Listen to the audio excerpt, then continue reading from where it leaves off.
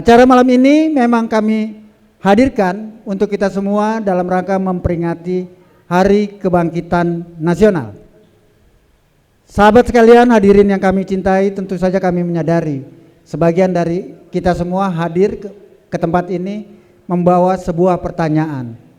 Apa sebenarnya relevansi dan urgensi kita memperingati Hari Kebangkitan Nasional dengan menonton film dokumenter Pesta Babi yang diangkat dari kisah 5 narasumbernya yang berada di 4.781 km jaraknya dari kota Jakarta Utara. Apa relevansinya antara kehidupan mereka yang umumnya berada di tengah hutan dengan kita yang di tengah hutan beton kota Jakarta? Sebentar lagi kita akan mendapatkan jawabannya selama kita mau membuka hati kita, membangun kepekaan dan empati kita terhadap nasib saudara-saudara kita yang berjarak demikian jauh, yang mungkin punya ciri khas fisik yang relatif berbeda dengan kita, namun mereka adalah saudara kita juga. Untuk itu, mari kita sama-sama saksikan film dokumenter Pesta Babi sebelum nanti kita akan bahas bersama narasumber. Silakan untuk dimatikan lampunya.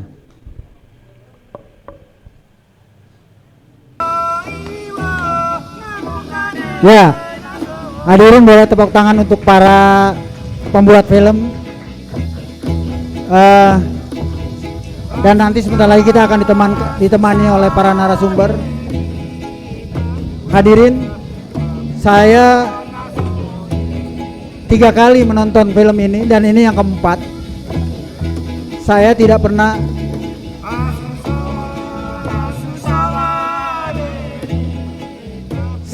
pernah merasakan bahwa film ini bercerita hanya sekedar kisah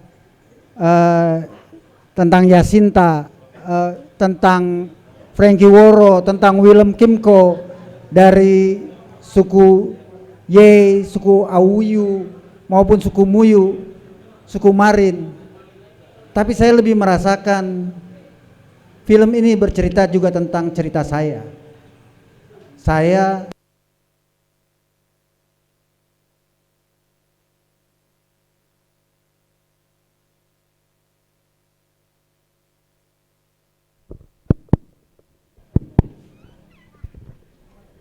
lahir dan besar di Koja Utara dan tanpa pernah diminta pendapat, tanah kelahiran saya juga digusur jadi pelabuhan.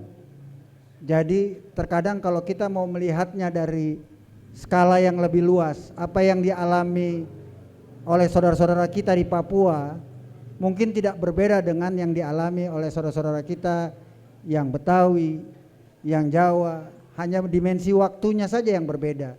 Ada yang sejak zaman kolonial Belanda, ada yang mengalaminya saat ini dalam pemerintahan negaranya sendiri, seperti saudara-saudara kita di Papua.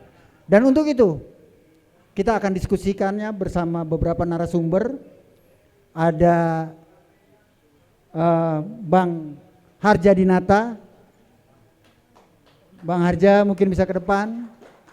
Ada Laksamana Madya Purnawirawan Sony, dan juga ada profesor kita, Profesor Firdaus Sam. Beliau ini adalah para pemerhati dan juga pemeduli, ya. Jadi bukan sekedar pengamat, tetapi juga memang ada kepedulian dalam sosok mereka masing-masing terhadap nasib masyarakat di bawah yang mengalami inequality atau kesetaraan dalam material. Saudara, film ini dan acara diskusi kita ini tidak dimaksudkan untuk memberikan penghakiman kepada secara sepihak kepada bapak-bapak TNI Polri, tidak mencoba untuk memberikan penghakiman sepihak bahkan kepada Presiden Prabowo, tapi mungkin film ini dan diskusi kita malam ini diharapkan mampu mengajak kita untuk mendefinisikan kembali apa itu kepentingan nasional, untuk mendefinisikan kembali apa makna dari harta kekayaan adat, tanah adat, dan wilayah alami lainnya. Untuk itu, mari kita berikan tepuk tangan kepada para narasumber kita. Dan karena kami penyelenggara tidak membangun positioning kepada masing-masing narasumber, jadi saya tidak akan membedakan mana yang pro atau yang kontra, tapi akan kita dengarkan posisi mereka langsung daripada pemaparan mereka sendiri. Mungkin untuk sesi pertama kita harapkan tidak terlalu panjang, bisa masing-masing ya sekitar 5 menitan. Kita mulai dari Profesor Firdausam. Silakan Prof untuk memberikan ulasannya. Terima kasih. Assalamualaikum warahmatullahi wabarakatuh. Alhamdulillah wa syukurillah. Selamat malam kepada teman-teman, kepada Hoski Sandi yang saya hormati, teman saya, kemudian juga tokoh di Tanjung Priuk, Pak Sony, dan senior saya di sebelah kiri. Saya mungkin paling muda di sini, dan teman-teman sekalian, terutama kepada Uradio, saya ucapkan terima kasih atas waktunya. Awalnya saya tidak terlalu tertarik ketika di media sosial muncul film dokumenter ini. Mungkin jujur ya, mungkin karena judulnya itu ya, Pesta Babi gitu ya.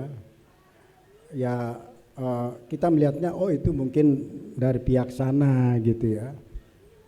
Tetapi setelah saya ikuti film itu dan gak lama kemudian Pak Agustian menemui saya meminta jadi pembicara, saya bilang saya siap.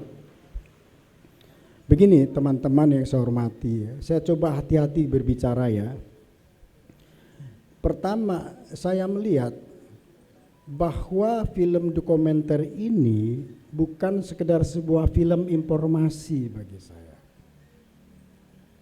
Tapi kalau saya menggunakan idiom Islam itu, ini bagian dari ayat-ayat kauniyah. Di sini ada hikmah, ada pembelajaran dalam perjalanan hidup saya itu, bahwa ada fenomena di mana kita harus mensikapi dari film ini. Ya. Ketika saya ikuti film itu, 2 kali saya putar. 2 kali saya punya kepentingan, karena background saya kan dari sosiolog, antropolog, dan politik ya. S1 saya sosiologi politik, S2 saya antropologi politik, S3 saya political science, ilmu politik ya. Pertama apa? Saya melihat dari perspektif eskatologis ya. Kiai Sandi, bapak-bapak, eskatologisnya kata pesta babi ada lambang salib merah gitu ya. Saya memahaminya dalam perspektif bahwa saudara kita di Papua, khususnya Papua Selatan itu ya, Maroke dan sekitarnya itu, mereka melihat ada masalah. Masalah itu menyangkut masalah kemanusiaan. Masalah ada relasi antara negara dengan rakyat, di mana relasi itu ada sebuah pendekatan-pendekatan kekerasan dalam menyelesaikan mencapai sebuah tujuan. Mari kita lihat di dalam mukadimah Undang-Undang 45 alinea keempat. Alinea keempat ada bagian frasa yang berbunyi dibentuknya pemerintahan guna melindungi rakyat dan tumpah darah. Itu satu. Mencerdaskan kehidupan bangsa, memajukan kesejahteraan umum, dan ikut aktif dalam keterlibatan perdamaian dunia berdasarkan Pancasila, ketuhanan yang Maha Esa, peri kemanusiaan, persatuan Indonesia, kerakyatan yang dipimpin oleh hikmah kebijaksanaan dalam permusyawaratan dan perwakilan. Ini rangkaian yang tidak bisa dilepaskan. Saudara-saudara kita di Papua, dia kemudian melakukan sebuah gerakan kultural. Ada sesuatu yang mereka merasa tidak diperlakukan dengan adil. Gerakan kultural yang juga berbasis religius, spiritual. Saya ingin memahami begini, salib itu kan dimensi agama, salah satu agama. Tapi intinya adalah spiritualitas. Ketika saya mengikuti film itu, ada ungkapan dari kisah ucapan daripada warga setempat mengatakan, kami berjuang untuk menegakkan sebuah keadilan. Tapi kalaupun kami kalah, kami serahkan kepada Tuhan. Di sini dimensi ketuhanan Maha Esa itu masuk, universalistik bagi saya itu ya. Apapun agamanya, bahwa kita orang timur itu selalu menjadikan dimensi spiritualitas sebagai sebuah kekuatan. Yang kedua, warna merah gitu. Itu keberanian. Jadi artinya masyarakat Papua melihat ini sudah nggak bisa, harus dilakukan perlawanan gitu. Dari gerakan kultural menjadi gerakan sosial, dan perkembangannya mungkin bisa menjadi gerakan politik dan sebagainya gitu. Kenapa demikian? Di dalam Pancasila itu apapun strategi pembangunan, Pak Sony dengan bapak-bapak, pemerintah kan punya maksud nih, bagaimana memanfaatkan sumber daya alam gitu ya, untuk digunakan, dimanfaatkan sebesar-besarnya bagi kemakmuran rakyat kan. Kemudian dibukalah lahan yang sekitar kurang lebih 2,5 juta hektar ya di film itu. 1,7 hektar untuk sawah, 560.000 hektar untuk tebu, 400.000 hektar untuk sawit, 380.000 hektar untuk peternakan, dan itu ada kegiatan juga untuk mengembangkan bulu energi dan sebagainya gitu. Tujuannya memang bagus, tapi tujuan juga harus beriringan dengan cara. Nah di level cara ini yang saya lihat ada problem gitu ya. Apa caranya? Saya melihat dari film itu ada satu bentuk perulangan dari pemerintahan kita, mungkin dari zaman Orde Baru, yaitu pendekatan security approach, selalu menyelesaikan, mencapai target pembangunan dengan pendekatan security approach, pendekatan keamanan, kirim pasukan lah. Bahkan di film itu dijelaskan sampai 56.000 tentara, bayangkan. Di film dikatakan 1:100 Pak. Di Papua itu jumlah penduduk dengan jumlah tentara 1:100 itu udah sangat kecil. Di Indonesia itu 1 bandingnya masih tinggi kan. Security approach, dan itu terbukti, itu satu. Padahal spirit daripada Mukaddimah Undang-Undang Dasar 45 alinea keempat adalah prosperity approach, pendekatan kesejahteraan, pendekatan pri kemanusiaan yang adil dan beradab, pendekatan musyawarah dialog ya. Saya menangkap ucapan-ucapan yang ada di film itu, mereka tidak anti pembangunan, tidak kok, tapi mereka ingin didengar. Kami yang sudah turun-temurun berada di daerah ini, yang tahu tentang alam ini, yang tahu tentang nilai-nilai leluhur begitu ya, tiba-tiba masuk proyek ya, yang kemudian menimbulkan beberapa persoalan. Pertama adalah terjadinya deforestasi ya, penghancuran hutan gitu ya, yang ini akan merubah ekosistem kalau menurut saya kalau tidak hati-hati. Yang kedua adalah berkaitan dengan tanah ulayat Ya, tanah ulayah itu bagi masyarakat Papua sangat penting. Itu ada pesan-pesan leluhur gitu. Bahkan pohon sagu aja ada nilai-nilai budaya yang bagi mereka nggak boleh hilang gitu ya. Yang kedua itu soal ekosistem. Yang ketiga apa?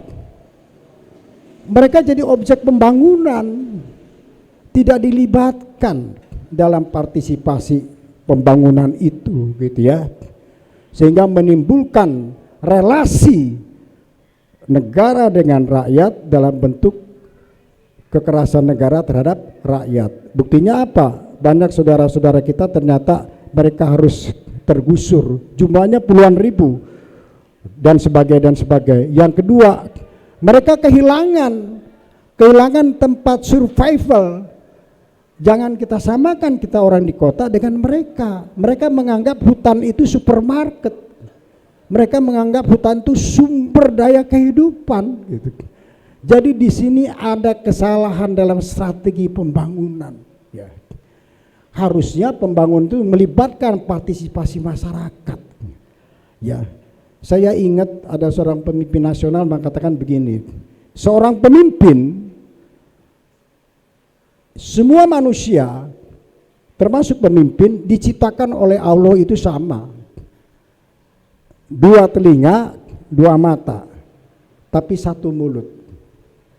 Ada saatnya pemimpin itu lebih banyak mendengar dan melihat, bukan hanya dia memberi instruksi dan mengucapkan. Ini problema kultural di kita, kultur di kita ya. Iya, Bro. Ya, saya kira itu. Menarik. Jadi ini poinnya, ada persoalan there is something else dalam penanganan pembangunan yang ada di Papua, khusus Papua Selatan. Terima kasih sebagai pengantar. Oke.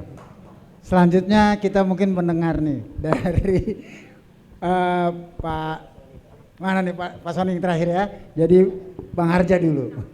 Silakan Bang Harja. Terima kasih Bang Sandi. Tanpa Bang Sandi, insya Allah saya nggak bisa duduk di sini Bang Sandi. Terutama Bang Adung, sahabat saya. Assalamualaikum warahmatullahi wabarakatuh. Alhamdulillahirabbil alamin, wassalatu wassalamu ala asrofil anbiya'i wal mursalin wa ala alihi washabihi ajmain. Asyhadu an la ilaha illallah wahdahu la syarikalah wa asyhadu anna Muhammadan abduhu wa rasuluh. La haula wala quwata illa billah.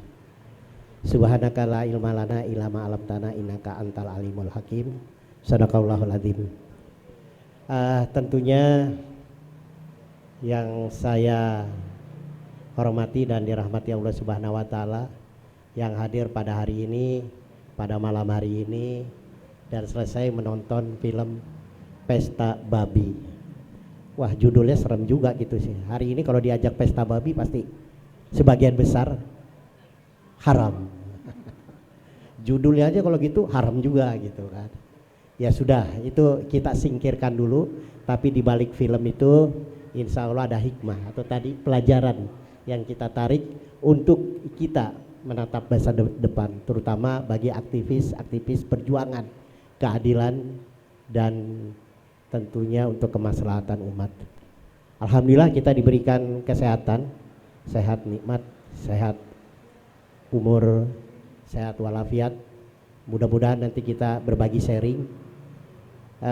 Saya yakin kalau dari nonton film ini yang sudah tamat itu adalah bapak-bapak, ibu-ibu, saudara-saudara. Saya nggak tamat mungkin. Saya hanya ngambil cuplikan-cuplikan yang sifatnya yang saya bisa ambil kesimpulan untuk dari pemahaman dan keilmuan saya.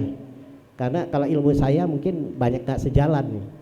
Karena ilmu pengetahuan saya itu accounting dan finance, terutama manajemen. Tapi alhamdulillah di akhir tua ini saya masih ngikuti studi, Pak. Saya sebenarnya termasuk orang gagal studi juga gitu, tapi berkah Allah saya studi di pendidikan agama Islam. Nah, sekarang ngambil disertasi, sedang dalam perjalanan, yaitu sesuai dengan judul ini rupanya juga pembinaan ketahanan ideologis nilai-nilai pendidikan agama Islam. Tapi saya yang universal berbasis i'tisam siasah. Nah, Kalau saya mau ambil, saya cerita dulu, ada pilihan sistem dulu atau pemimpin dulu. Nah, ini kan, ada orang harus sistem diberesin. Ya kalau pemimpinnya jelek, rusak juga.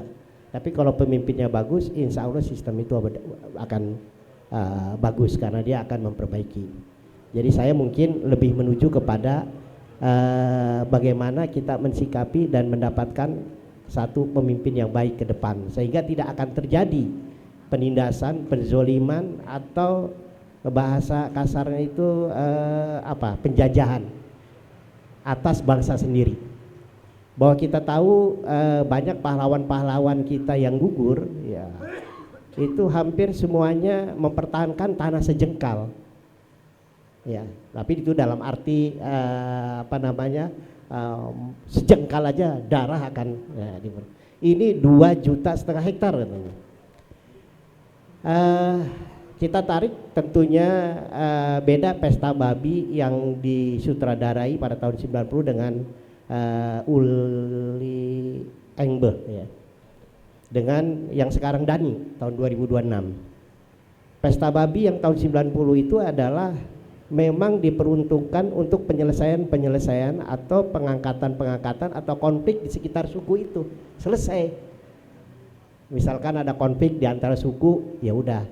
Dulu babi tinggal ambil, mungkin dipotong, pesta, selesai. Sekarang babi udah mahal, lebih mahal mungkin dari sapi gitu. Karena babinya udah nggak ada. Gitu kan. Sangat mahal untuk mengadakan penyelesaian antar suku sekarang udah cukup mahal gitu. Dan di samping pengangkatan kepala suku dengan pesta babi gitu kan. Ya sudah, kita hormati, hargai, dan itu adalah suku adat yang memang pada saat itu suku Dani, ya.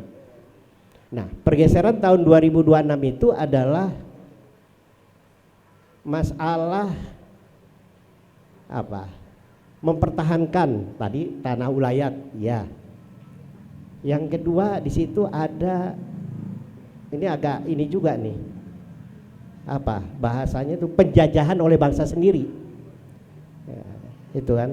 Sebenarnya diawali oleh para, ya kalau kita bilang para pengusaha atau oligarki, tapi berlindung di bawah undang-undang negara, undang-undang pemerintah, bahkan undang-undang, bukan kepres saja, undang-undang. Barang siapa yang melawan undang-undang, ya pasti kan akan berlawanan dengan aparat gitu. Tapi kasihan juga kan, undang-undang itu kan juga nggak melibatkan masyarakat itu, tapi karena sudah terwakili, ya sudah. Jadi bahasa saya mungkin sedikit, kalau semuanya sapi, calon-calon sapi, yang jadi ya sapi wakil kita. Ya, saya nggak mau lihat yang ini. Makanya pada saat menghadirkan pemimpin-pemimpin kita ke depan itu, ya kita harus benar-benar. Kalau saya yakin Profesor Firdaus, kalau pemilihan ini nggak akan terpilih, gitu kan. Kalau dibandingkan dengan Bromo Cora yang banyak duit, Pak. Nah, sayang kan, dia nggak tahu legal drafting, bikin legal drafting, ya kan, bikin undang-undang, terjadilah undang-undang yang ada di Papua. Nah, tanda salib, ya memang keyakinan dia, jadi kita jangan nanti dipersamakan, wah di sana akan ada salib, ya kan, kristenisasi. Ya memang keyakinan dia, percaya. Kalau di sana mungkin tanahnya umat Islam udah kibarannya la ilaha illallah tuh, ditancepin di mana-mana gitu kan. Nah, jadi yang kita ambil pelajaran adalah bahwa mempertahankan harta itu hukumnya ya jihad. Ya kita ini aja serahkan dengan keyakinan dia mempertahankan itu. Tapi kan berhadapan dengan undang-undang, ini jadi persoalan gitu kan. Nah, mudah-mudahan ya harusnya para penyelenggara pemerintah di sana cukup arif dengan pendekatan tadi budaya lokal itu. Saya setuju dengan pendekatan kearifan lokal, ya, dan lain sebagainya. Karena tentunya beda. Mungkin kalau di Sunda bukan pesta babi ini, ya, pesta keliningan gitu. Gitu kan, pesta keliningan gitu, potong bebek ya. Nah, itu. Jadi kebetulan pas sekarang ini adalah tanggal 20 Mei 2026. Ini kan Hari Kebangkitan Nasional. Kalau kita ukur 1908 tahun 50 itu adalah berapa? 1958 ya. Tambah lagi 50 2008. Tambah lagi 50 2058. Nah, itu. Apakah kita harus tunggu kebangkitan nasionalnya 2058? Pak Firdaus sudah ada, masih ada umur nggak Pak Sony? Rasanya sih nggak berani saya mengatakan saya punya umur. 1 tahun lagi, ya kan? Bulan besok. Ya. Tapi saya yakin kebangkitan nasional tadi itu akan terwujud cepat atau lambat. Yang penting prosesnya dari sekarang.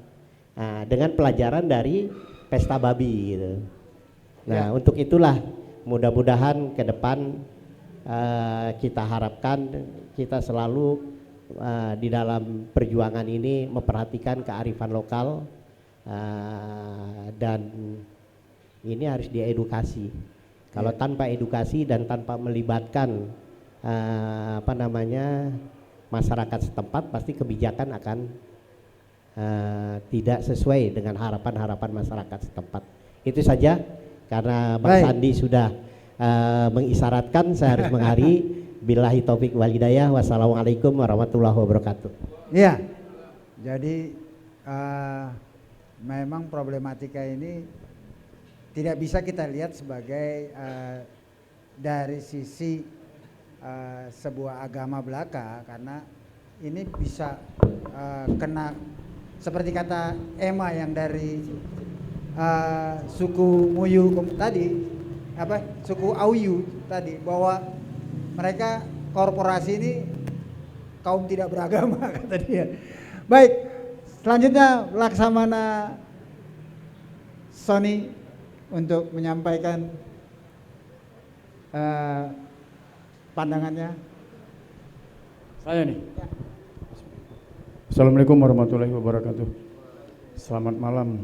Saya udah hitung, tersisa 21 orang. Gampang, itu dulu. Jadi kita lihat itu perkembangan masyarakat, knowledge-nya gitu. Jadi dia nggak betah. Saya tadi nonton dari belakang, kemarin juga saya nonton ya. Apa sih isi film itu? Saya lihat tadi cuma ngelihat gambar-gambarnya aja. Bapak-bapak berdua udah nyampaikan. Saya cuma nyampaikan isinya ada 7 pesan-pesan yang disampaikan untuk kita. Saya kembali film apa tadi ini, pesta babi, saya kembalikan ke Priok. Ini pestanya 12 September 1984. Ya, betul? Biar orang Priok sadar, ya gak? Mungkin belum jadi ya, saya baru jadi tentara dulu. Bagaimana Bogasari, ya kan ya? Lalu belajar lagi dong, di Bogasari itu ada batching plan, tau gak? Tempat pendaratan pesawat. Makanya dibuat jalan tol. Cita-citanya Bung Karno supaya Bogasari itu ada pesawat landing, kapal perang masuk. Akhirnya dengan perubahan situasi, ya kan ya, dipindah namanya ke Teluk Ratai, pangkalan angkatan laut terbesar di Asia Tenggara. Orang Priok harus tahu, makanya orang Priok harus jalan-jalan ke pelabuhan. Saya baru kemarin ke pelabuhan, begitu ruwetnya lihat pelabuhan penumpang, ya kan? Lu rugi tinggal di Priok kalau lu nggak tahu situasi Priok. Saya tahun 85, tadi saya ngomong ya, waduh ada pencuri kok digebukin, rugi, jangan. Untuk yang lain-lain, saya dapat 7 dari film tadi itu, tapi cuman saya sampaikan 3. Yang pertama, mari kita berdiri sama-sama. Nah itu dia, ini yang disampaikan pertama dari film itu. Jangan kita terlalu jauh, itu saudara kita harus cinta. Pesan yang pertama, ikutin saya. Tadi udah disampaikan. Pesan yang pertama dari film itu ya, ikutin saya. Pancasila. Satu, ketuhanan yang Maha Esa. 2, kemanusiaan yang adil dan beradab. 3, persatuan Indonesia. 4, kerakyatan yang dipimpin oleh hikmat kebijaksanaan. dalam permusyawaratan perwakilan. 5. Keadilan sosial bagi seluruh rakyat Indonesia. Mumpung masih berdiri, siap. Coba kakinya siap. Baru bangsa Indonesia. Baru lu bisa jadi bangsa yang besar. Kuncinya apa? Disiplin. Dari Sabang sampai Merauke. Ingat ya? 1, 2, 3. Dari Sabang sampai Merauke. Pulau-pulau sambung menyambung menjadi satu, itulah Indonesia. Indonesia tanah airku, aku berjanji padamu menjunjung tanah airku Indonesia. Pesan yang kedua. Pesan yang ketiga, camkan baik-baik. 1, 2, 3. 1 nusa, 1 bangsa, 1 bahasa kita. Tanah air pasti jaya untuk selama-lamanya. Indonesia pusaka, Indonesia Nusa bangsa dan bahasa kita bela bersama. Mari kita hening berdoa untuk kejayaan bangsa dan negara kita. Wabil khusus Muslim. Al-Fatihah.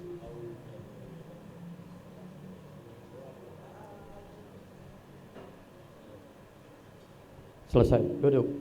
Dari 3 pesan tadi, nanti disampaikan sama teman-teman. Tadi filmnya itu nyampaikan apa? Tentang Pancasila.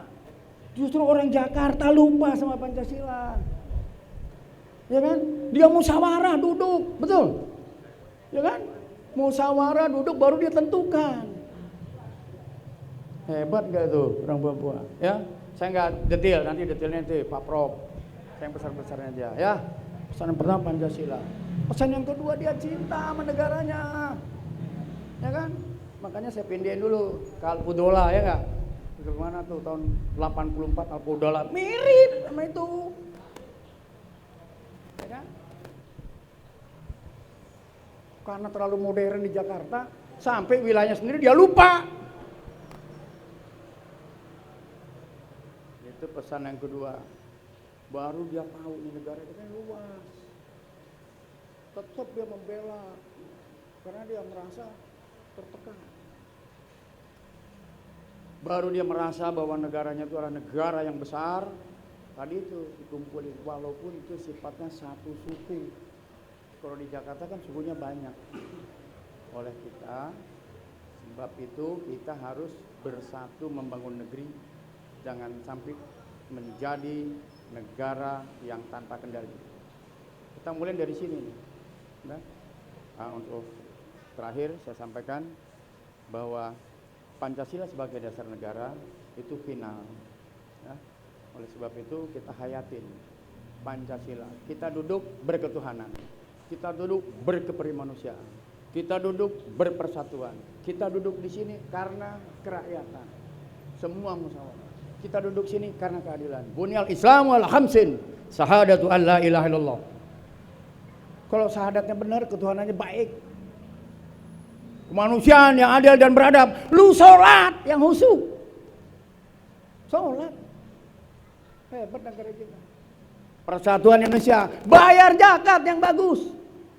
Zakatnya inama shadaqatun lil fuqara'i wal masakin wal amilin 'alaiha wal mu'allafati qulubuhum wa firriqabi wal gharimin wa fisabilillahi wa bani sabil.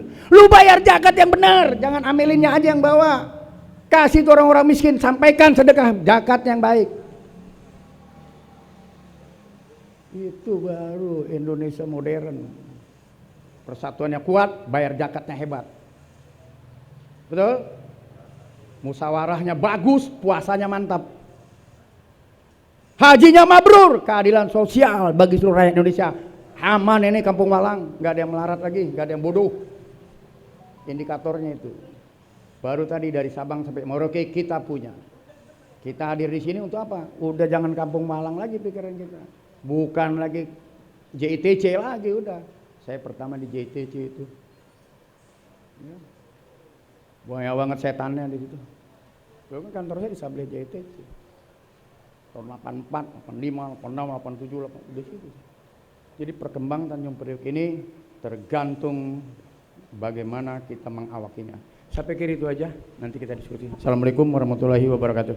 Waalaikumsalam warahmatullahi wabarakatuh. Penyampaian yang menarik. Para hadirin, izinkan saya juga menyampaikan pandangan dari Dr. Subhan SD yang memang secara personil beliau tidak bisa hadir, tapi dia mengirim WA. Nasional itu adalah serpihan-serpihan, potongan-potongan atau puzzle-puzzle dalam kurung norma, adat, etnik, dan lain-lain dari untayan belahan Nusantara. Maka ia menjadi nasional. Dan kepentingan nasional tidak boleh mengorbankan kepentingan belahan rakyat manapun.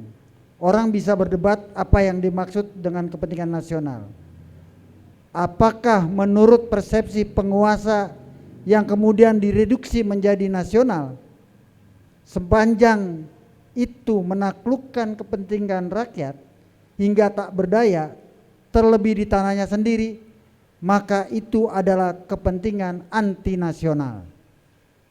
Jadi jelas menurut beliau, kepentingan nasional tidak bisa sekedar dirumuskan oleh sekelompok orang, apalagi kelompok orang ini adalah kalau menurut Bang Harja para oligar, sehingga disebutlah pemerintahan oligarki. Tetapi kepentingan nasional adalah untayan dari potongan kepentingan-kepentingan lokal, begitu. Nah, pada sesi yang selanjutnya ini kita memberikan kesempatan kalau ada teman-teman yang mau menyampaikan pertanyaan ataupun ini. Ya, nomor 1, 2, dan 3. Ya, silakan sebutkan nama. Oh nanti belakangan. Angkat tangannya duluan tapi nyampeinnya belakangan. Sambil silakan. duduk aja boleh ya? Ya, silakan. Ya terima kasih Bang Sandi. Sebut nama ya. Ya, saya Mulyadi, warga Jakarta Utara, Bang Anum. Saya cuma mau mengambil kesimpulan dari tayangan yang kita tonton malam ini, Bang Sandi. Artinya gini, film ini harus menumbuhkan rasa empati. Karena kita tahu dari dulu nasib Papua ini memang miris. Dan saya mau sampaikan singkat aja, artinya gini, tanpa mengurangi rasa hormat saya kepada Bapak Purnawirawan,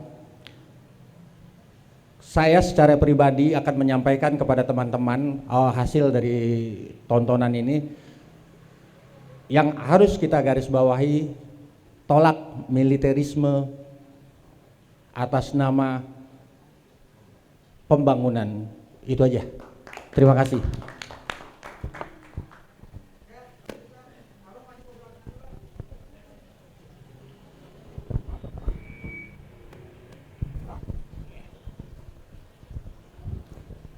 Terima kasih.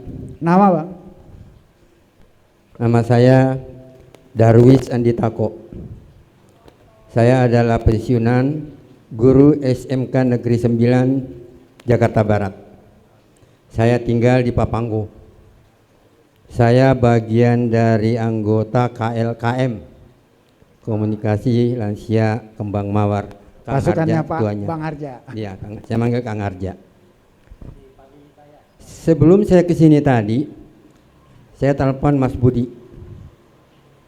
Itu teman saya waktu di SMA. Kami angkatan 80. Kalau Mas Sandi katanya tadi saya dengar angkatan 86 kalau nggak salah. Iya. Saya tanyakan lokasi atau tempat acara ini karena saya belum tahu persis. Nah, dijelaskanlah singkat Mas Budi. Oh ya, insya Allah nyampe, saya bilang. Ternyata benar, saya pas nyampe di sini udah rame. Terima kasih kepada panitia yang telah menyelenggarakan acara ini. Aliansi Jakarta Utara. Suatu perbuatan yang baik,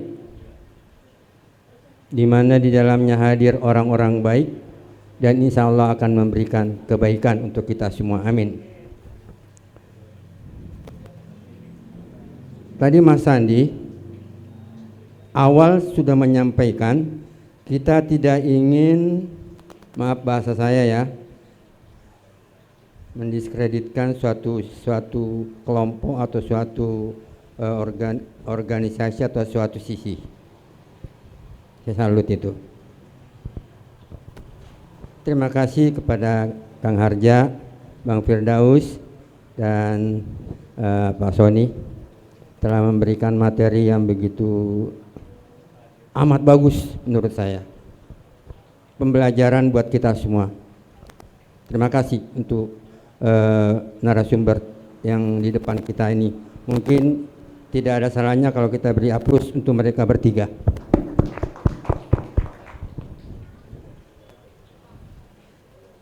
Dari semua yang kita dengarkan tadi, dari 3 narasumber, plus kita nonton film, saya hanya menarik satu kesimpulan. Dan inilah pertanyaan saya untuk para narasumber. Yang pertama, bagaimana cara menumbuhkan nasionalisme? Kita di sini yang hadir, alhamdulillah, nasionalisme kita tinggi-tinggi ini, karena datang untuk memperhatikan nasib rakyat kita yang ada di sana, saudara kita yang ada di sana, termasuk yang ada di negara-negara lain, maaf, daerah-daerah lain. Bagaimana cara meningkatkan nasionalisme bangsa Indonesia, terutama oligarki? Gimana supaya nasionalismenya dia tinggi, meningkat? Apa yang dia lakukan, apa yang dia perbuat untuk kepentingan bangsa dan negara Indonesia, bukan untuk dia, bukan untuk kelompok. Yang kedua, pertanyaan saya, punten, bagaimana cara untuk menumbuhkan, meningkatkan rasa malu di antara kita semua, terutama para oligarki itu, sehingga tidak memberikan kerugian atau tidak melakukan suatu perbuatan yang mengakibatkan kerugian bagi orang lain, karena dia nggak merasa punya malu, nggak punya malu, apapun diantem semua. Itu, punten, mohon maaf sebelumnya, lebih kurangnya. Terima kasih. Assalamualaikum warahmatullahi wabarakatuh. Waalaikumsalam warahmatullahi wabarakatuh. Ya, yang selanjutnya terakhir, abang yang berbatik hijau di depan. Sambil berdiri ya Pak, berdiri ya? Iya, boleh. Ya, yang terhormat, yang pertama-tama terima kasih kepada Pak Andung selaku tuan rumah. Acaranya bagus banget. Dan pemateri yang di depan, guru saya di UNAS, Prof. Firdaus. Saya di Malang itu di Brawijaya kuliah S1 itu baca bukunya beliau tentang sosialisme, liberalisme itu udah pertama. Nah, ini nonton film saya diundang juga di tempat lain, cuma ini yang saya pilih. Udah banyak titik-titik. Ini paling istimewa. Tempat paling istimewa karena yang lain-lain tempatnya GMNI gitu-gitu ya, mahasiswa udah biasa. Ini paling istimewa, ini warga. Ini luar biasa. Dan ada purnawirawan militer. Dan ada akademisi ilmu politik. Nah, gini, yang terhormat Pak Purnawirawan militer. Setahu saya ya, saya mempelajari ilmu politik dalam ada sub politik militer. Ada 3 tipologi militer ya, profesional, revolusioner, satu lagi pretorian, Bapak Ibu, pretorian. Militer kita di Orde Baru itu pretorian, karena ikut campur dalam urusan sosial politik. Setelah udah masuk reformasi, militer tuh berjanji pulang ke barak. Kami pulang ke barak. Nah, berbagai akademisi sipil ilmu politik mempelajari perilaku militer dari undang-undang maupun perilaku di lapangan. Divalidasilah tipologi militer kita di masa reformasi ini profesional revolusioner. Profesional itu ya profesional, dididik untuk perang, dididik untuk perang itu. Revolusioner itu lahir dari rakyat, makanya ada Babinsa di desa-desa, ada kondangan, Babinsa ikut ngebantuin warga bersih-bersih kecelakaan, itu wujud dari revolusioner. Nah, tidak ada militer di seluruh dunia yang menyatakan dirinya kami pretorian, itu nggak ada. Istilah pretorian itu perspektif ilmuwan buat melihat bagaimana militer itu berperilaku. Umumnya pretorian itu masih marak di negara-negara Afrika, Sierra Leone, Libya, yang memang pemerintahannya itu militer. Karena militer itu merasa dirinya paling becus, paling pinter. Fisiknya kuat, otaknya pinter.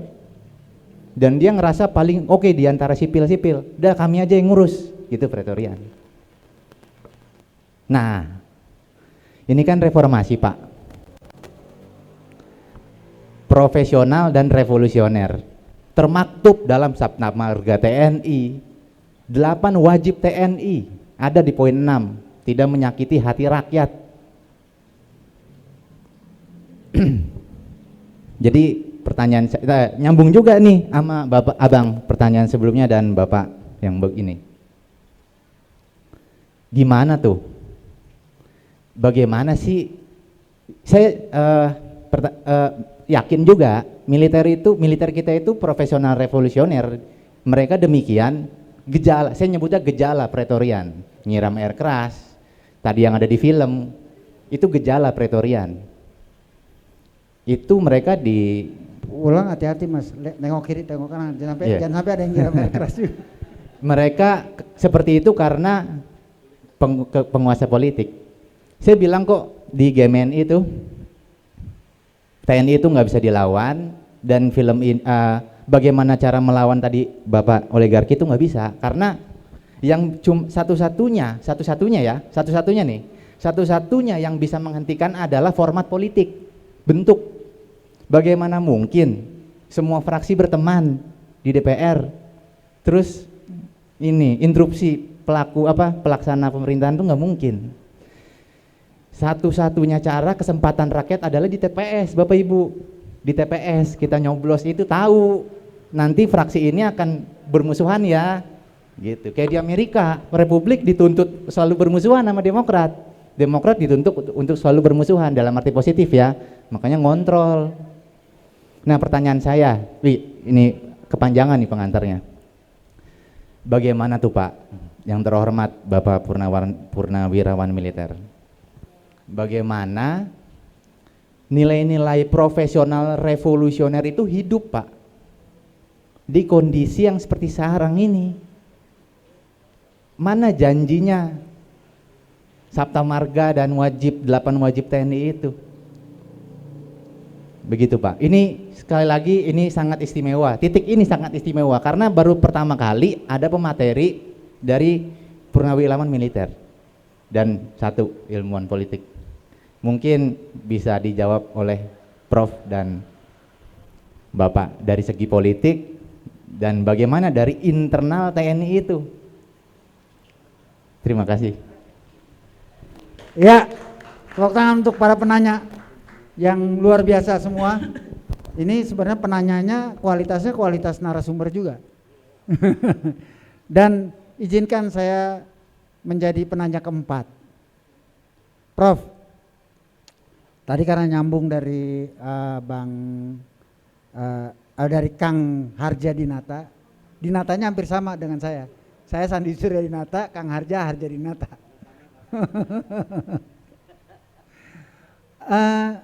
Saya selalu merujuk konseptual dari oligarki itu pada tulisan Jeffrey Winters, baik dalam bukunya Oligarki maupun bukunya yang kedua adalah Oligarchy and Democratization in Indonesia.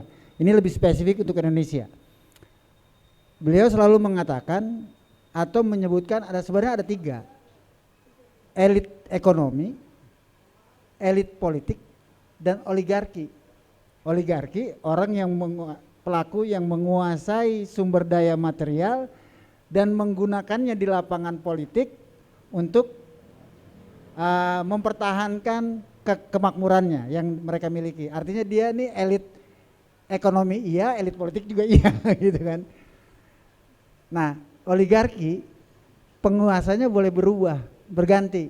Dari Soeharto, kemudian ada SBY, ada Jokowi, tapi oligarkinya tetap. Dan oligarki selalu menggunakan 2 instrumen. Ada yang menggunakan militer, ada yang menggunakan politik, konstitusi. Prof, jadi kalau tadi menyatakan bagaimana mendidik oligarki, saya justru pertanyaannya bagaimana melawan oligarki, gitu kan? Karena oligarki di Indonesia ini akur-akur aja. Jadi kalau di Thailand itu pernah ada kaos kuning dan kaos merah bertarung karena oligarknya yang di belakangnya berebut, berkompetisi, gitu. Tapi kalau di Indonesia akur. Ini yang menyebabkan mau kemana aja fraksi sama aja karena bohirnya sama, akur-akur aja. Nah, bagaimana melawan oligarki yang akur ini, Prof maupun Bang Harja? Itu mungkin pertanyaan keempat. Silakan. Mulai dari siapa? Mulai dari Prof. Mas Sony. Militer belakangan. Saya ingin mengajak teman-teman untuk sedikit kita merenungkan yang ada di dalam Al-Quran. Sekuat-kuatnya oligarki seperti Fir'aun berkoalisi dengan Bal'an dan yang kaya siapa? Bal'an itu ilmuwan, Korun. Fir'aun, Bal'an, Korun, itu oligarki. Elit, apa yang dimaksud elit? Elit adalah orang yang memiliki kedudukan yang strategis, menguasai sumber kekuasaan, power, sumber alam, dan juga sumber ilmu. Di kita ini ada gejala nih, tiga-tiganya ini bersatu untuk kepentingan mereka. Itu juga oligarki. Bahkan ditambah lagi dinasti. Fir'aun itu kan oligarki dan dinasti. Gimana melawan mereka? Pelajari Nabi Musa. Pertama, brief, berani. Jadi saya tidak heran kalau dalam film tadi ada warna merah. Berani itu nomor 1. Musuh terbesar dalam hidup adalah ketakutan. Orang kalau masih takut, dia nggak akan bisa merubah sejarah. 1, berani, brave ya. Yang kedua apa? Istiqomah, teguh pendirian. Pendirian apa? Terhadap kebenaran. Nah, kesadaran yang harus dibangkitkan kepada bangsa Indonesia adalah di dalam rangka kebangkitan nasional ini menumbuhkan kebangkitan kesadaran kolektif untuk melawan apa? Melawan segala sesuatu yang itu bersifat oligarki, termasuk korupsi, termasuk penguasaan sumber daya alam hanya segelintir orang, Karena itu akan menghancurkan sebuah peradaban, menghancurkan sebuah bangsa. Itu sudah pasti itu. Tidak ada kata lain. Kata melawan itu punya banyak cara. Melawan dengan ilmu, melawan dengan doa, melawan dengan kemampuan yang kita miliki gitu ya. Nah, tapi ini harus diperlukan kesadaran kolektif gitu ya. Nggak bisa secara individu. Itu satu. Tetapi mulainya dari diri kita. Jangan sampai kita berteriak anti korupsi, kitanya korupsi gitu kan ya.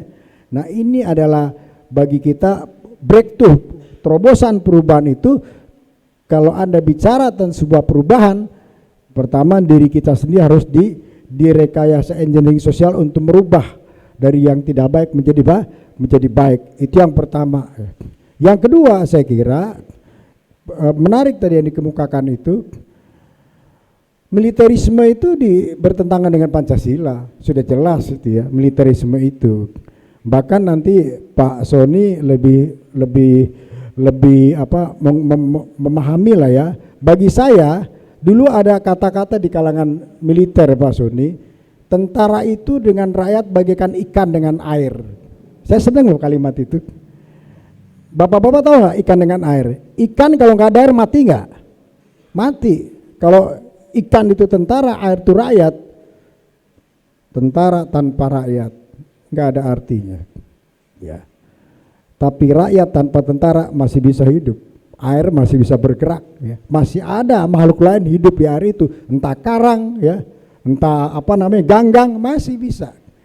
Nah, kita kembali kepada back to basic tadi, bahwa keberadaan tentara militer adalah untuk melindungi segenap tanah air dan tanah tumpah darah dan rakyat Indonesia.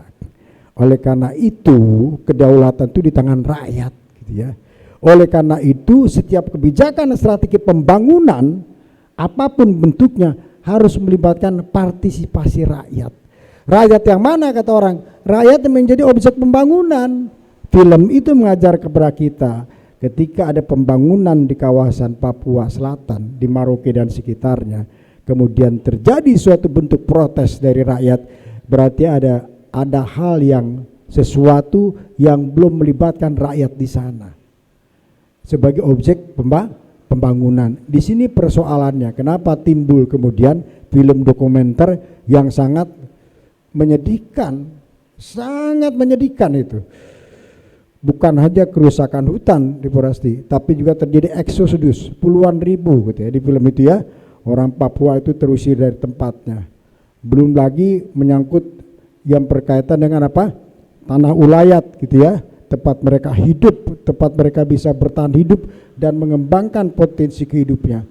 Belum lagi yang menyangkut menyambut hubungan relasi antara negara dengan rakyat, pemerintah dengan rakyat. Timbul sesuatu yang saling curiga, sesuatu yang merasa rakyat terancam, satu rakyat dia merasa diintimidasi dan sebagainya gitu ya. Oleh karena itu film dokumenter yang menyangkut persoalan pesta babi itu simbolistik bahwa ada satu pelajaran bagi kita bahwa perlu mengevaluasi strategi pembangunan yang dikembangkan di wilayah, di daerah, di pedesaan itu. Apa strategi pembangunannya?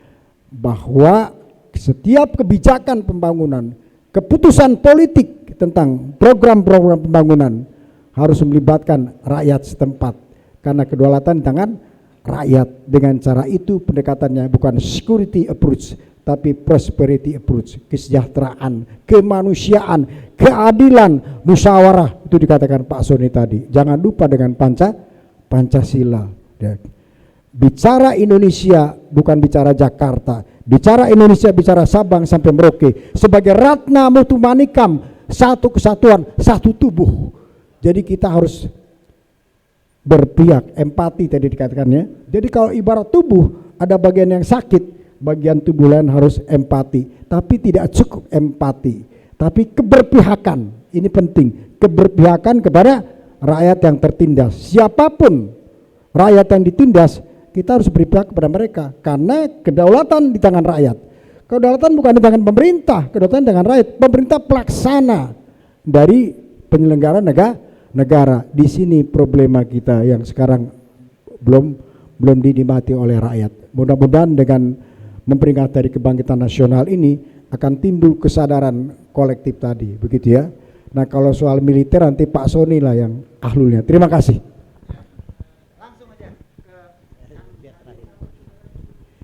Terima kasih. Ini pertanyaan pertama, nasionalisme, militeristik, tentang profesionalitas dan revolusioner, rasa malu. 3, ekonomi, oligarki, ya, selalu menggunakan tangan kekuatan politik dan militer. Saya mungkin lompat dulu ke militer. Kalau bicara militer, Pak Sony, kalau dia membela militer, pantas Pak Sony dari militer, betul kan? Nah, kalau saya ini dari sisi pertama begini, saya pernah jadi staf khusus Pak Wiranto 2007 sampai 2017. Ketemu Pak Sony di Menko Polhukam. Saya termasuk orang yang dilibatkan sipil di Purnawirawan TNI Polri, Pamen dan Pati. Ini atas jaminan Pak Sony. Bahkan saya udah pernah ketemu Pak Sutioso, diundang seluruh perwira tinggi di tempat Pak Sutioso, Pak Sony yang menjamin bahwa saya bisa hadir di para perwira tinggi. Jadi alhamdulillah saya juga termasuk kalau di Partai Hanura salah satu ketua yang menggantikan Jenderal HS Subagio, ketua wilayah Jogja, Jawa Timur dan Jawa Tengah, dengan pendekatan berbeda. Pendekatannya adalah kalau Pak Bagio itu dengan kumis saja orang takut, ya, dan dia penyelesaiannya juga dengan konflik, ya. Kalau saya, ya, kau yang mulai, kau yang mengakhiri, ya, gitu aja. Banyak para purnawirawan TNI yang tadi itu sampai sekarang, tadi saya juga diskusi, Pak Sony juga termasuk hadir. Itu kurang lebih 12 orang, yang sipilnya cuma 2 ya Pak ya. Nah, 10 orang perwira tinggi bintang 2. Saya alhamdulillah juga dipertemukan pada saat Anies 3 pemegang Adi Makayasa dalam satu alumni yang sama. Pertama Letjen Ediwan Prabowo, ini juga diperkenalkan juga sama Pak Sony. Yang kedua Marsekal Madya Ahmad Jamaluddin. Yang udaranya adalah Ahmad Saugi. Alhamdulillah jadi ketua timnas, dan saya ke Jepang bareng Pak Sony. Sebenarnya harus dengan Pak Sony, tapi aneh Pak Sony di mana-mana diterima, tapi ke Jepang dia ditolak gitu kan. Rupanya red notice-nya itu belum selesai. Ya, jadi kalau saya ketemu Pak Habib Rizik, ini apa istilahnya itu yang 212 itu ini jihad lah gitu kan. Apa Pak Sony sebutan saya jadi lupa itu.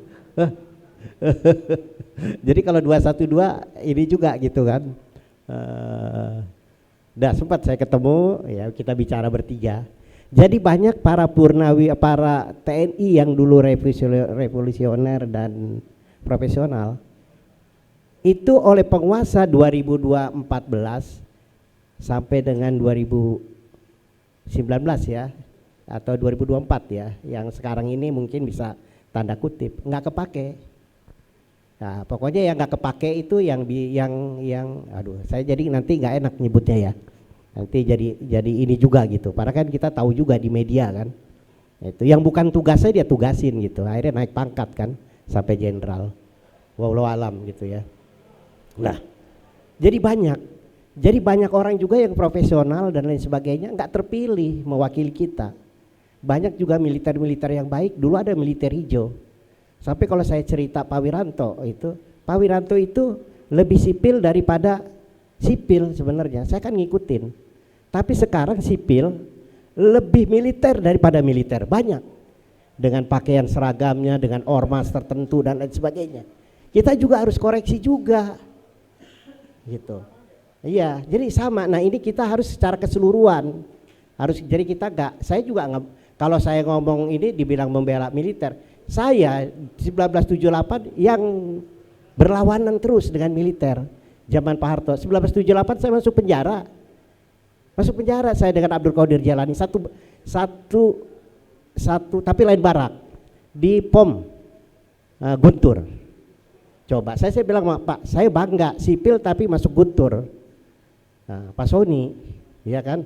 Pak Soni militer, coba untung diambil sama Pomal, kalau enggak ya masuk tahanan sipil. Jadi saya ada kebanggaan juga sama Jenderal Soni itu. Nah, ini ya. Akhirnya apa? Ya kita lihat aja nanti dalam konstelasi politik.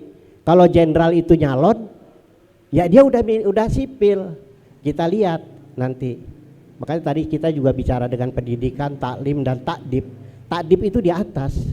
Adab sekarang kita, perilaku. Jadi actionnya gitu kan, aksi perilaku itu yang penting. Nah, yang belum ada adalah konsistensi. Biasanya antara ucapan dengan tindakan, apalagi kalau udah jadi, udah deh urusan T3 itu, tahta, wanita, dan satu lagi apa itu tuh? Hah? Tahta, wanita, dan harta. Ya udah luruh itu, luruh dia yang dulunya profesional dan lain sebagainya. Jadi banyak dah, kita doakan insya Allah ya kan akan terpilih panglima-panglima, baik panglima maupun di Pangdam dan seterusnya, ini orang-orang yang dulu zaman 19 waktu Pak Harto 5 tahun sebelum turun, makanya ada Jenderal Hijau. Nah itu kan, tapi ini semuanya didukung oleh masyarakat gitu ya. Pada peristiwa Priuk saya juga termasuk yang mengawal Abdul Qadir Jalani, cuman nggak tahu itu akan ada peristiwa Priuk, pulang tidur tiba-tiba ada kejadian. Nah, jadi itu bukan dalam rencana. Abdul Qadir Jalani juga udah pulang. Ya, udah pulang. Bahkan Amir Biki itu adalah donatur saya gitu. Jadi udahlah, saya juga ngalami bagaimana diintegrasi oleh militer ya di lapangan Banteng, namanya Satgas Intel ya Pak ya. Nah, itu luar biasa. Saya ngalamin di partai politik, saya kaya akan di partai politik. Ya, terutama di Hanura, makanya saya alhamdulillah masih pakai warna Hanura walaupun saya bukan Hanura. Saya bangga karena waktu itu dibangun partai Hanura oleh Pak Wiranto itu bahwa hati masyarakat pemimpin kita udah rusak, yang harus dibenahi apa hatinya. Kenyataannya nggak mempan juga. Karena apa? Pragmatis ya. Pencitraan dan lain sebagainya. Itu. Lalu jadi kalau saya bela militer mungkin bukan karena ini, saya ada beberapa militer yang baik gitu. Ini kebetulan aja nih militer yang nggak baik gitu kan, yang lagi berkuasa. Terserahlah gitu. Saya bahkan maaf itu Pak siapa yang almarhum kemarin, Pak Soeharto, Legend Soeharto, saya juga hadir, saya di ini sama Pak Soni. Itu luar biasa, itu yang menjebol pintu pada saat reformasi itu. Nah ya, kita mudah-mudahan. Terus Pak Narko, saya ke Jepang itu Pak Narko sama Pak Saugi. Alhamdulillah. Bagaimana enggak kayak Subagio HS ya. Tapi Pak Narko bilang, saya tuh bingung sama kamu Harja. Saya bisa ketawa kalau ketemu kamu katanya. Karena saya nggak pernah serius gitu kan. Ya jok-jok aja gitu kan. Dah. Tentang nasionalisme. Ini nanti saya ada beberapa, saya bikin ada poin, saya udah catatan termasuk ya. Rasa malu juga. Jangankan rasa malu sekarang, bangsa kita ini udah gak takut sama Tuhan. Jadi kalau ada yang ditakuti itu maju, ya kan? Kita takut sama si A, ya. Peradaban kuno kan dulu karena takut sama macan, ya kan ini dan lain sebagainya, akhirnya dia berani dengan macan melawan. Tadi keberanian tadi itu. Nah itu keberanian, tapi kan sekarang, udah tua baru berani. Saya demo terus tuh tiap hari. Tiap hari kemarin waktu ke MK tuh ya, setelah MK, kalau Pak Soni di depan, saya di belakang aja sama Pak Din Samsudin ya. Bukan demo saya, silaturahim aja sambil ngopi-ngopi, setelah itunya makan enak gitu. Ya udahlah, tapi apapun itu untuk dukungan ya, saya sering sama Pak ini, sama Pak Narko. Lalu tentang ekonomi ya, oligarki. Sebenarnya negara ini kan welfare, kesejahteraan. Kalau sejahtera itu bukannya Bang Sandi dapat 1 miliar sejahtera, belum tentu. Sejahtera itu gini lah, kayak di negara-negara sosialis kan sejahtera. walaupun semuanya pakai apa bajai gitu kan, pakai itu sejahtera. Jadi kita nggak bisa, ini kan ketimpangan. Ini kalau dibagi rata semua orang kaya di Indonesia, uangnya dikumpulin dibagi penduduk Indonesia, kita makmur sebenarnya. Ini bedanya kalau saya sama Bang Sandi nih. Bang Sandi sama saya jalan, wah punya 2 miliar gitu kan. Iya, kaya. Saya kakak beradik, tapi 2 miliarnya ada di saya pelit sama Bang Sandi. Apa yang terjadi? Kan pasti ketimpangan juga gitu. Nah ini yang nggak merata. Nah dalam pesta babi, saya ngambil bukan ininya, babinya itu rakus. Jadi kalau saya lihat oligarki itu kerakusannya oligarki itu. Nah oligarki ini kan mau aman.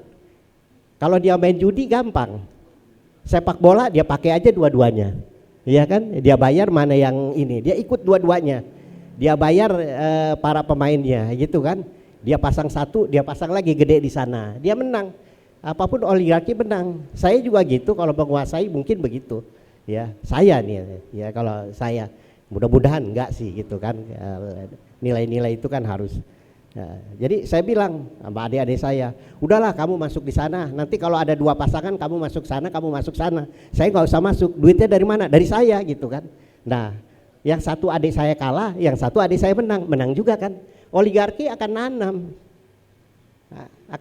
Nah sekarang bagaimana? Yuk kalau gitu kita adu domba aja yuk oligarki. Nah adu dombanya dari mana? Pada saat kita nggak bisa kan melawan langsung. Kekuasaan udah di dia, militer ada di dunia, di dia. Ya pada saat pemilu itu satu-satunya tadi kata di TPS. Ya banyak orang yang baik-baik nggak terpilih. Ya kan? Banyak orang yang baik, yang hebat. Profesor, doktor, ahli ini, ahli hukum nggak masuk. Yang masuk itu Bromo Cora, nggak punya ijazah SMA, ikut paket C, besok jadi doktor dia. Tapi sekarang kan udah mulai kan ketahuan. Nah ini pencitraan. Kalau memang dia itu dipilih atau mewakili kita karena pencitraan, pasti munafik. Kalau dia main uang, pasti koruptor. Nah ini ikut di politik udah hebat. Kalau dia punya ilmunya, saya enggak. Saya kejedot-jedot. Saya 3 kali nyalek DPR RI, alhamdulillah di dapil sini itu nyaris menang. Tapi kalau kebahagiaan, saya lebih bahagia daripada yang menang. Sekali adang dorjatun pun saya lebih bahagia. Karena apa? Saya bahagia bisa di sini. Sekarang adang apa bisa di sini? Saroni bisa di sini. Wakil yang lain bisa di sini? Enggak. Nah, itu kebahagiaan saya. Ini saya cuman itu aja pesan. Ini saya bikin pesan aksi kebangkitan nasional. Pertama tadi merawat kohesi sosial dan semangat resiprositas, timbal balik. Itu ya di sini dari sini kan ada apa namanya kebersamaan ya dari pesta babi, memperkuat kembali ikatan solidaritas. Ajum ini harus memang menggerakkan solidaritas di Jakarta Utara. Untuk apa? Yang punya pendaringan, yang punya laut, yang punya pelabuhan. Saya nggak bisa dapat rezeki dari pelabuhan. Alhamdulillah Allah berikan rezeki yang lain. Nah, terus lagi tradisi saling membantu. Ya alhamdulillah kita di sini bisa saling membantu, apalagi Mas Anung itu luar biasa itu. Saya cuma bantu pikiran aja sama pendapat. Kalau pendapatannya ya udah tua sih Bang Mas Anung ya. Dulu sih iya sih waktu nyalek gitu. Saya alhamdulillah sama Mas Anung nggak minta dibantu juga gitu kan. Barakallah Mas Anung. Di dalam masyarakat demi menangkal runtuhnya kebersamaan akibat arus ekonomi yang murni transaksional. Nah, alam sekarang ini kan pemilu pragmatis, transaksional. Penyelenggaranya begitu dan lain sebagainya begitu, ya kan ya sudah nggak usah diomongin lagi. Merawat semangat pergerakan nasional dan modern, ini nasionalis nih, Mas Darwis, ini family saya. Family saya ya aktif sekali di lansia. Nggak tahu saya di Daulat udah tua ngurusin lansia lagi. Ya udahlah bismillah. Menghidupkan kembali ruh 20 Mei 1908 dengan mengutamakan kepentingan bangsa. Bukan kepentingan siapa, oligarki ya. Di atas kepentingan kedaerahan atau golongan tadi, ya kan? Kita jangan bolehlah ini lokal, kearifan lokal kita, tapi bukan mengutamakan serta bergerak secara terorganisir dan modern dalam menghadapi tantangan zaman. Wa'tasimu bihablillahi jami'a wala tafarraqu. Kita kalau sendiri-sendiri sehebat apapun enggak. Pak, kita udah masuk akademi profesor sendiri enggak bisa juga. kuliah hebat nanti sendiri nggak bisa juga, ya kan? Saya juga nggak bisa, Pak Sony juga nggak bisa. Harus kita nanti berjamaah secara keseluruhan totalitas, gitu ya. Ya dengan demikian kita harus berpihak pada keadilan masyarakat adat, itu yang penting. Ketiga, mengubah cara pandang pembangunan agar tidak terjebak dalam logika ekstraktif, ya, yang merugikan rakyat, melainkan pembangunan yang menghormati hak-hak atas tanah tadi terus Pak. Ini jadi sejalan semua. Tanah adat dan kelestarian ruang lingkup masyarakat lokal. Ini kan waduh hutan di ini. Terus membangun pendidikan yang emansipatif atau mungkin kalau menurut saya bahasa ini tuh tarbiyah harakiyah, dinamis pendidikan. Nah, pendidikan bisa formal, ini non formal. Ya kan, kita sama-sama ini dalam rangka juga kita memberikan edukasi ya Pak ya. Mudah-mudahan Mas Anung bisa secara berkala gitu, kita masyarakat Jakarta Utara lebih luas dan teman-teman yang ada di sini bisa menularkan ke masyarakat ya. Membangun pendidikan emansipatif terakhir. Aduh, kita kan saya nggak mau pakai inilah kalau nanti pakai kepemimpinan Rasulullah dibilang nanti kita ingin membangun negara apa? Khilafah. Ya pada ya iya gitu. Ini karena khilafah dipersepsikan berlawanan gitu kan dengan Pancasila. Pada maaf, Pancasila juga memang itu bagian daripada action ya, action politik siasah yang diajarkan oleh Sunatullah dan Sunatul Rasul. Meneladani kepemimpinan yang fleksibel dan berintegritas. Kita punya karena ini kebangkitan nasional adalah mengamalkan secara nyata trilogi pendidikan di Ki Hajar Dewantara. Nah, ini kita ingat kembali yaitu menjadi teladan moral di depan Ingar Sosum Tulodo. Sekarang kita kalau mau memang memilih nanti wakil-wakil rakyat atau pemimpin ada gak? Nah, ini kepemimpinan ini dipakai di militer gitu. Walaupun ada 8 kepemimpinan ya Pak ya. Nah, langsung membakar semangat di tengah. Jadi kita bersama. Pak Sony alhamdulillah bersama, selalu bersama. Bahkan sekarang kalau menurut saya Pak Sony itu udah selalu di Menko Polhukam itu selalu menjadi imam masjid gitu kan. Jadi kalau saya sama Pak Sony itu ada bedanya, cuman kalau Pak Sony doanya panjang, mintanya sedikit. Kalau saya mintanya banyak, doanya pendek.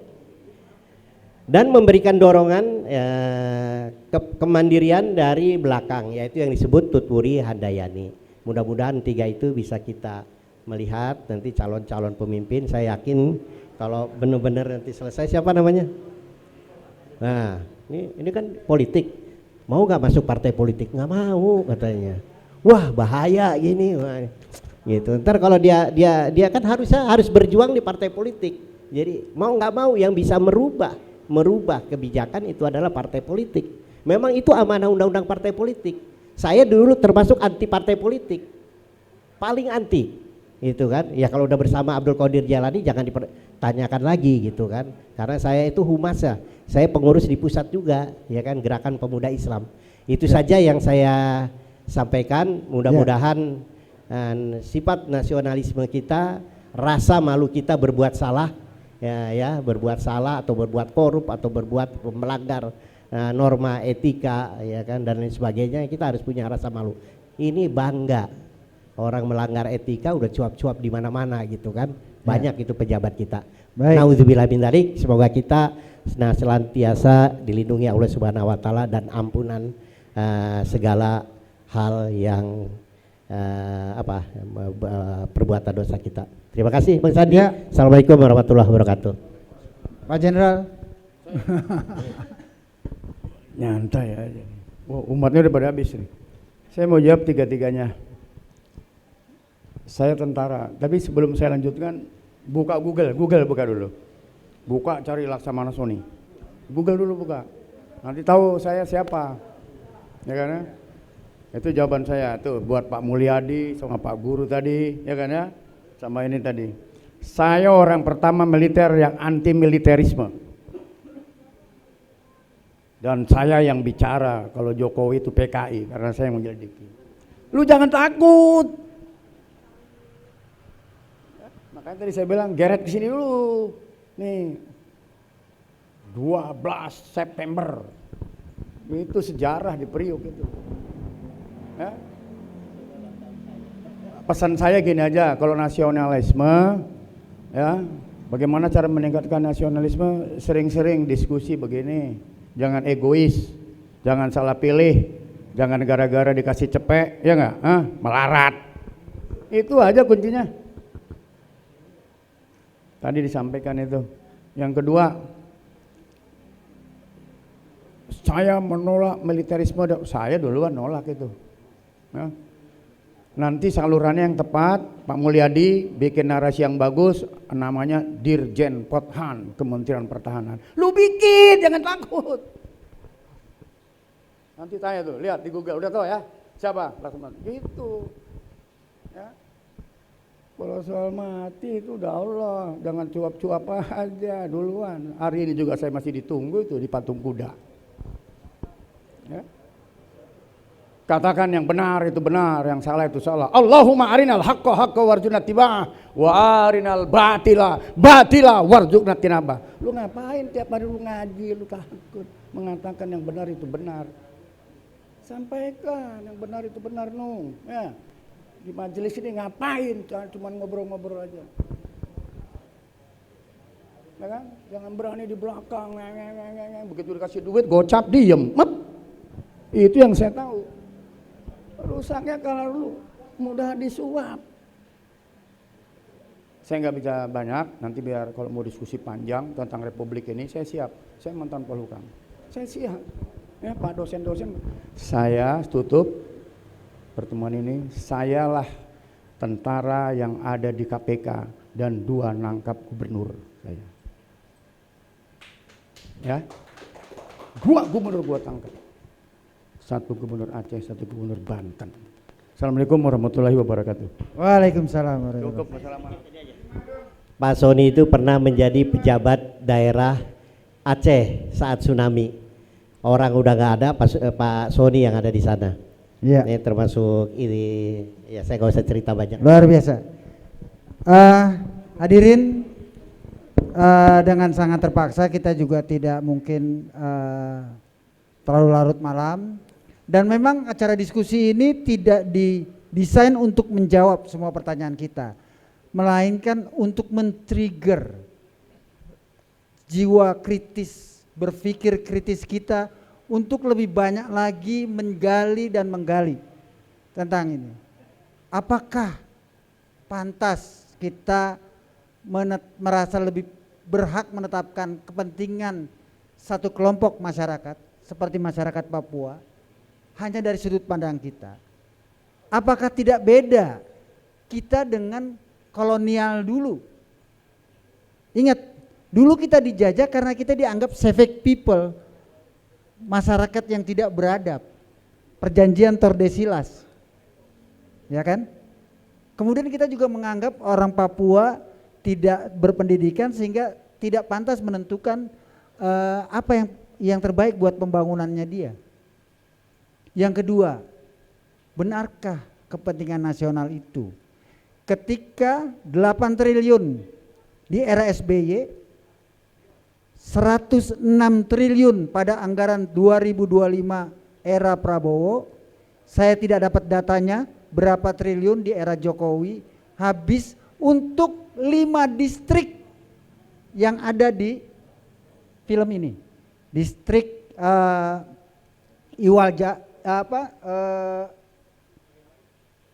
Ijalwab, distrik Tanah Miring, distrik Jagebob, distrik Waroko, dan satu lagi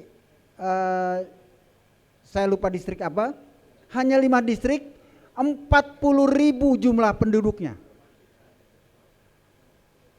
Ratusan triliun dihabiskan di sana, tidak menambah kesejahteraan mereka kecuali 2 keluarga yang naik kekayaannya 40 kali lipat kekayaan Haji Isam, keluarganya mencapai 100 triliun, dan keluarga Van Giono.